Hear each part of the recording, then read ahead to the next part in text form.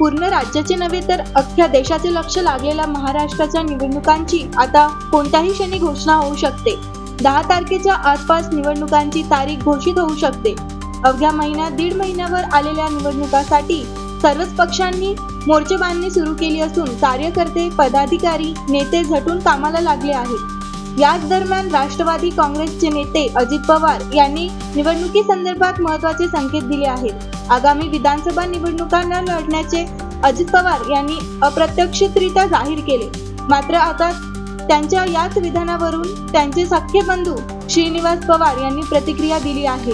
अजित पवार हे शब्दाचे पक्के असतील तर ते विधानसभा लढणार नाही असे श्रीनिवास पवार म्हणाले. त्यांच्या या विधानाची सध्या सर्वत्र चर्चा सुरू आहे. गेल्या काही दिवसांपासून बारामती विधानसभा मतदारसंघातून अजित पवार यांचे सुपुत्र जय पवार हे निवडणूक लढणार असल्याची चर्चा सुरू आहे.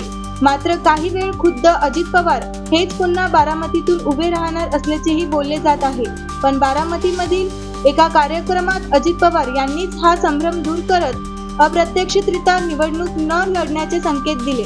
मी जो उमेदवार देईन त्यालाच निवडून आणा असं सूचक वक्तव्य त्यांनी केलं होतं.